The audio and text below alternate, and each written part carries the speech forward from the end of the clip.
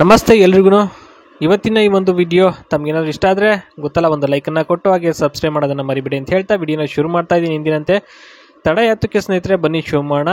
ಚಂದ್ರಮ್ಮ ಅಂತೇಳಿ ರಂಗಯ್ಯನ ದುರ್ಗದ ಕಡೆಯವರಾಗಿರ್ತಾರೆ ಇವರು ಸ್ನೇಹಿತರೆ. ದುಃಖ ಬಂದ್ಬಿಟ್ಟು ಇವ್ರದ್ದು ಏನಪ್ಪ ಅಂದರೆ, ದುಃಖ ನಾಯಿ ಥರ ಹಿಂದೆ ಬರೋದನ್ನು ಮೊದಲು ಬಿಡಬೇಕು. ಯಾಕೆಂದ್ರೆ ಅದು ಇಷ್ಟ ಆಗಲ್ಲ. ಯಾಕೆಂದರೆ ಎಲ್ರಿಗೂ ಅವ್ರದ್ದೇ ಆದಂಥ ಒಂದು ಬೆಲೆ ನೆಲೆ ಇರುತ್ತೆ.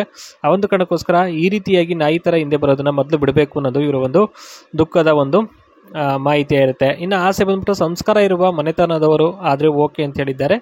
ಇನ್ನು ಇವರು ಮಾಡ್ತಕ್ಕಂಥ ವರ್ಕ್ ಬಂದು ಏನಪ್ಪ ಅಂದರೆ, ಗೃಹಿಣಿಯಾಗಿ ಜೊತೆಗೆ ಹಪ್ಪಳ ಸಂಡಿಗೆಯನ್ನು ಮಾಡುವುದು ಬಿಡುವಿದ್ದಾಗ ಅಂತ ಹೇಳಿದ್ದಾರೆ. ಅಂದರೆ ಬಿಡುವಿದ್ದ ಒಂದು ಸಮಯದಲ್ಲಿ ಸ್ನೇಹಿತರೆ, ಏನು ಗೃಹಿಣಿಯಾಗಿ ವರ್ಕ್ ಇರುತ್ತೆ ಆ ಜವಾಬ್ದಾರಿಯನ್ನು ಮುಗಿಸ್ಕೊಂಡು ನಂತರ ಬಿಡುವಿದ್ದ ಒಂದು ಸಮಯದಲ್ಲಿ ಈ ರೀತಿಯಾಗಿ ಹಪ್ಪಳ ಸಂಡಿಗೆ ಮಾಡಿಕೊಂಡು ಬಿಸ್ನೆಸ್ಸನ್ನು ಪ್ರಾರಂಭ ಮಾಡಿದ್ದಾರೆ ಅಂತ ಹೇಳ್ಬೋದು.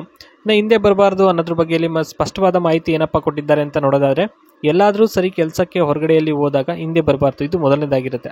ಇನ್ನು ಎರಡನೇದು ಬಂದ್ಬಿಟ್ಟು ಮತ್ತೆ ಅನುಮಾನ ಪಡೋದಾಗಲಿ ಅಥವಾ ರಾತ್ರಿಯೆಲ್ಲ ಎದ್ದು ನೋಡೋದಾಗಲಿ ಮಾಡಬಾರ್ದು. ಯಾಕೆ ಅಂತಂದರೆ ಏನೋ ಒಂಥರ ಮುಜುಗರ ಆಗುತ್ತೆ. ಮತ್ತು ಈ ರೀತಿಯಾಗಿ ಒಂದು ಮಾಡೋದ್ರಿಂದ ಮನಸ್ತಾಪಗಳು ಜಾಸ್ತಿ ಆಗ್ತಾ ಹೋಗ್ತದೆ.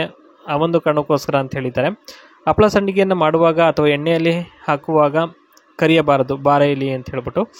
ಯಾಕೆಂದರೆ ಆ ಟೈಮಲ್ಲಿ ಒಂದು ಸಮಯ ಅಂತ ಏನು ತೆಗೆದಿಟ್ಟಿರ್ತಾರೆ ಸ್ನೇಹಿತರೆ ಕೆಲಸಕ್ಕೆ ಅಂತ, ಅದಕ್ಕೆ ಉಪಯೋಗಿಸ್ಕೋಬೇಕು, ಬೇರೆದಕ್ಕಲ್ಲ ಅನ್ನೋ ಒಂದು ಇವರ ಒಂದು ಚಾಳಿ, ಅಂದರೆ ಒಂದು ಚಟ ಅಂತ ಹೇಳ್ಬೋದು.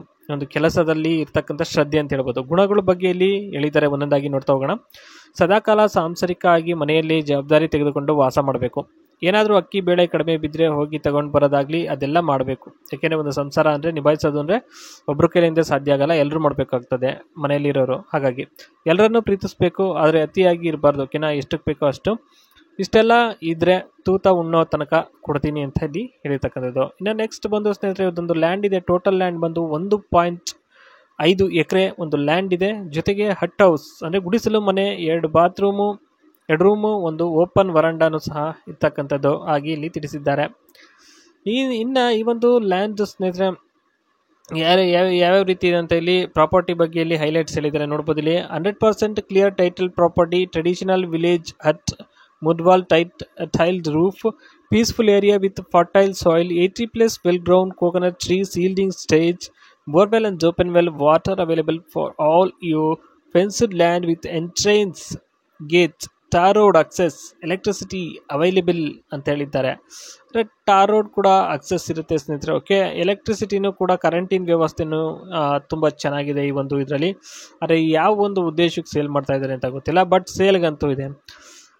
ಇನ್ನು ಕೋಕೋನಟ್ ಫಾರ್ಮಿಂಗ್ ಇನ್ವೆಸ್ಟ್ಮೆಂಟ್ ಪರ್ಪಸ್ಗಾದ್ರೆ ತುಂಬಾ ಬೆನಿಫಿಟ್ ಇದೆ. ಮತ್ತು ನ್ಯಾಚುರಲ್ ಸ್ಟೇ ನೋಡಿ, ಎಕೋ ರೆಸಾರ್ಟು ಮತ್ತು ಹೋಮ್ ಸ್ಟೇನು ಮಾಡ್ಕೋಬೋದು. ಈ ರೀತಿಯಾಗಿ ಮಾಡ್ಕೊಂಡು ಕೂಡ ಅದನ್ನು ನೀವು ಇಂಪ್ರೂವ್ಮೆಂಟ್ ಮಾಡ್ಬೋದು. ಓಕೆನಾ, ಇದಿಷ್ಟೇ ಇವತ್ತಿನ ವಿಡಿಯೋ.